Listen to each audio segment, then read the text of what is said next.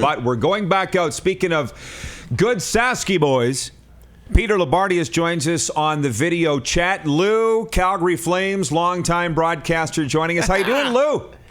Look at the setup. Isn't this a beautiful thing? You got a great set. You have good people right there beside you. You've got the fine folks at IKS. I'm delighted. I'm in a great mood and glad to be on. Lou, you're always in a great mood, but listen, we'll get to the fun stuff in a minute. I'm always in a great mood. No, you're always in a great mood, and you're looking young, too, by the way. Well, the Flames were not expected to lose round one to the Colorado Avalanche. Nope. What happened? What happened? Boy, that's not the easiest answer in the world, but I'll try to give it my best. There was high expectations, Roddy, especially for the Flames, a team that finished first in the West. So it was a brand new neighborhood for Calgary, expectations really high, and in many ways what happened to the Calgary Flames in round one was Nathan MacKinnon. Nathan MacKinnon, I think, showed the hockey world in that series, maybe not to the same extent against San Jose, just what an incredible talent he is. We've always known about his incredible skill. You go back to his junior days, which included helping Halifax to win the Memorial Cup in Saskatoon in 2013. That was one of his coming out parties. But I think in some ways, the 23-year-old, he combined greatness. To me is about combining great skill and great will. And the Flames really didn't have a terrific answer for him. The funny thing is one of the Flames' biggest question marks, I mean, Roddy, how many times did we talk about it during the course of the season, was goaltending. Mm-hmm. Mike Smith was the Flames' best player in a 5-game series. The problem for the Flames was MacKinnon and company were great. The Flames' top guys, i.e. Monahan and Gaudreau in particular, they didn't have an answer. They were not great. And one thing about sports, and I know football's a massive topic, always has been, always will be, that shouldn't change and will never change in the great province of Saskatchewan. Sports, it's pretty simple. When your best guys aren't your best guys and the other team's best guys are their best guys, things aren't going to go very well. We got the Duke here, and we've got Darren DuPont. I'm going to Double D. I'm going to turn the mic over to these guys. What do you got for Lou? Lou, how are you? Awesome. Yeah, this is the best. Lou, Calgary has a guy in Matthew Tkachuk, who is a bit of an agitator. You're watching Brad Marchand at his best in Boston in these playoffs. I guess just a straight question. Now that we're down to a best of 3, who do you like in this series?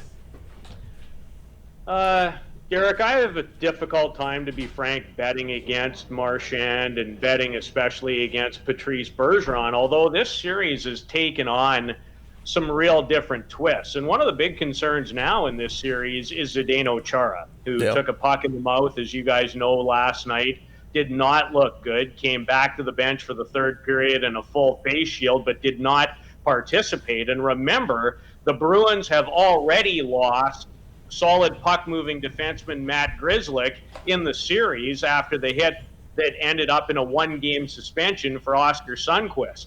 So I think that has been a massive change. Boston will go home for Game 5. But what is Zdeno Chara's availability? And now when you have 2 really key pieces of your back end not available with a St. Louis team who really feasts and makes their money based on a heavy, hard forechecking game. I mean, I love McAvoy. I think Krug's played his best hockey ever in these playoffs, the young American defenseman for the Bruins. But when you start to miss people like Chara and Grzelcyk, I'm sorry, Juuso Vakanainen, and I like him, the Finnish young defenseman, he's not those guys. So the deeper you go, now I start to feel if Chara can't be available, you might have to give a bit of an edge to the Blues. Yeah, I mean, Pete, we talked about the last 2 games and just the massive swing that we've seen from one game to the next. How do you see the rest of this thing playing out? Is that you can continue that, or can St. Louis keep it rolling? Double D, we've had lots of talks, and I think the more I've been around the game, the one thing that really for me is abundantly clear. I'm not a big fan anymore of momentum really carrying over from one game to the next. I think each and every game is its own entity.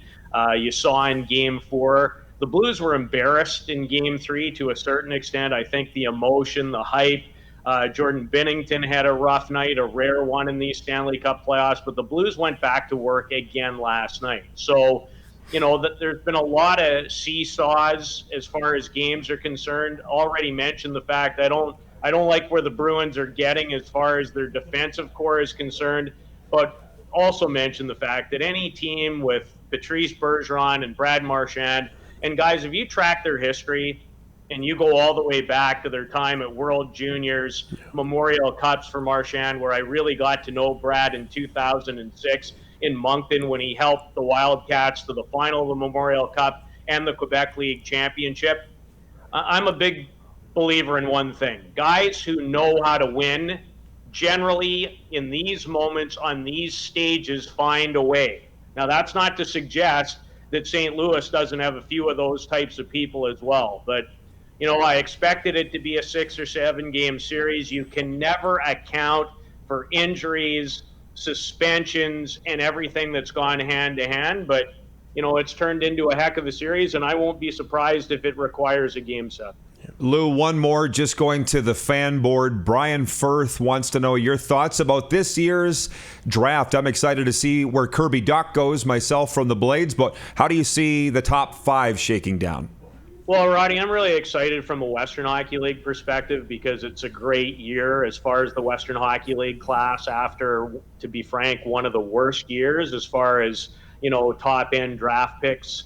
As far as the top 5 is concerned, it's very likely to be Hughes and Capo Caco, who had an incredible year. 17-year-old, just turned 18-year-old from Finland, who was great at the World Junior. He was outstanding helping his country win the World Championship. Bowen Byram, I think, the outstanding defenseman from the Vancouver Giants. And then I won't be surprised if, Dylan Cousins and Kirby Dach are right in the wheelhouse. I could potentially see 3 Western Hockey League guys going in the top 5. Am I sure it's going to play out that way? No, I'm not. But I definitely think that those 3 guys are all going to go in the top 10.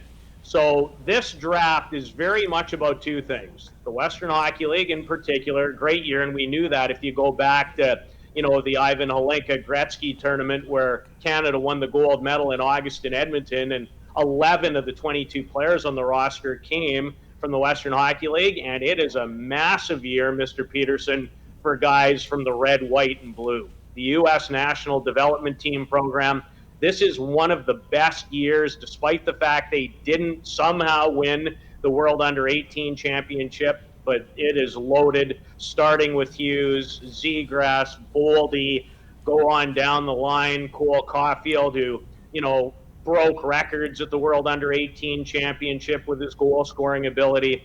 So the Western Hockey League and the United States Development Team are probably the highlights of the draft going in. Lou, you've got a nice head start on your tan, and may I just say you've done so well for a Greek kid from the wrong side of the tracks in Saskatoon, my friend. Well, Roddy, you just, you're the star of the show there in my home province. That's been the case for a long time, well-deserved.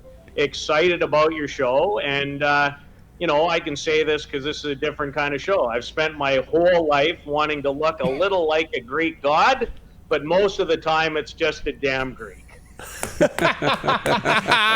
Captain Lou, enjoy your summer. We'll chat soon. Okay, guys.